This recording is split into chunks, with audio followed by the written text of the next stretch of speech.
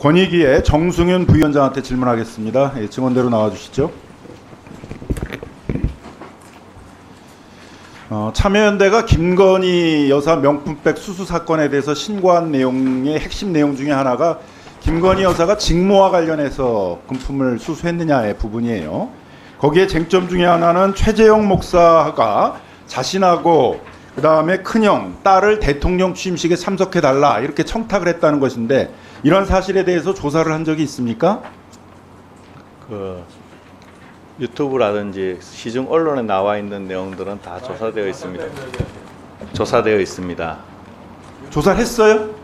시중에 시중에 나와 있는 게 말고 최재형 목사나 이런 사람 불러가 최재형 조사를 목사 했냐고요. 조사하지 않았습니다. 왜 조사를 하지 않았습니까? 피신고자에 대해서 조사 권한이 없습니다. 신고 내용의 핵심적인 내용이었잖아요. 직무 관련성을 가지고 했는지에 대해서는 지금 KBS 보도에 의하면 최재형 목사하고 김건희 여사가 2022년 1월 28일부터 22개월 동안에 최재형 목사가 995번, 김건희 여사가 841번의 메시지를 보낸 것으로 되어 있어요.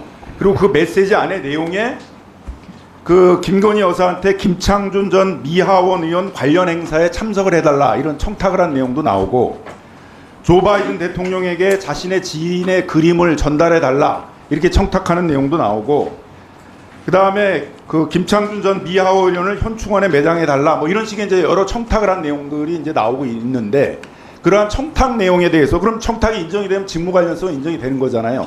그런 내용에 대해서 조사한 게 있습니까? 시중에 있는 언론에 보도된 것들만 시중에 있는 언론에 말고 신고인이나 그 최재형 목사나 최재형 목사 조사하지 않았습니다.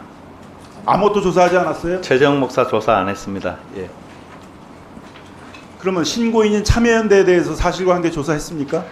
최초에 참여연대 신고하고 나서 참여연대 전화해서 필요한 자료 내용들 제출하라고 필요한 했습니다. 자료를 달라라는 게 청탁금지법 14조 2항에 나와 있는 신고인한테 사실관계를 조사해야 된다. 그 내용하고 다른 거잖아요. 전화해서 자료 달라 그러는 게 그 청탁금지법 14조 2항에 나오는 신고인에 대한 사실관계 조사입니까?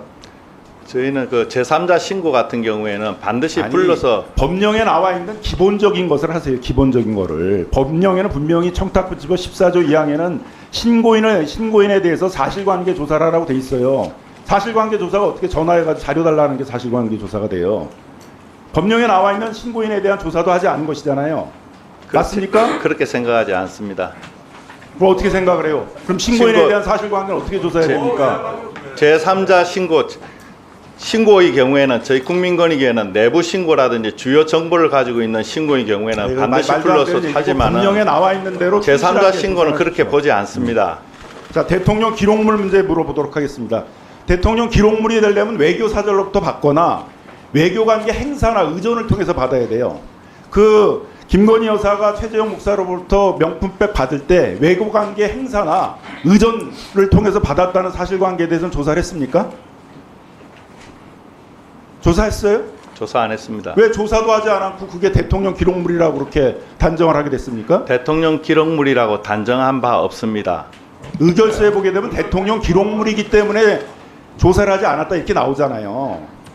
그 의결서를 보시면은 가사 직무 관련성이 인정된다고 하면 법률상 대통령 기록물이 된다는 법령 해석을 했습니다. 법령상 대통령 기록물이라고 해석을 하려면 기존에 그게 무슨 판례가 있었던 것도 아니고 유권 해석이 있었던 것도 아니잖아요. 그럼 적어도 법제처에 유권 해석을 물었어야 되는데 외국인으로부터 명품백 받은 이런 경우에 있어도 이걸 대통령 기록물이냐라고 판단하기 위해서 법제처에 유권 해석이나 이런 거 했습니까?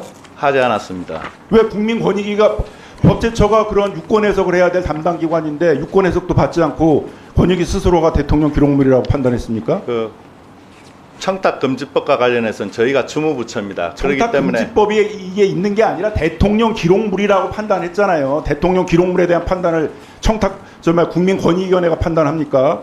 자기 게 아니면은 법제처에 유권 해석을 했어야죠. 그걸 기본적인 것도 하지 않은 거예요.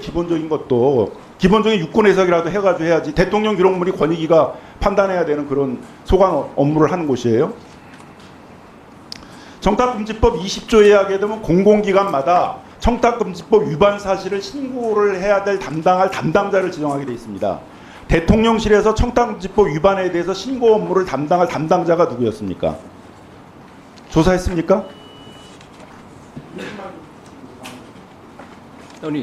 아니 나중에 보충할 때 1분 더 드릴 수 있는데 지금은 그럼 나중에 보충 질의할 때 1분을 뺍니다. 자 1분 더 드리고 나중에 대통령실에 그 청탁금지법 위반 사건 신고 처리해야 될 담당자가 누군지는 조사를 했습니까?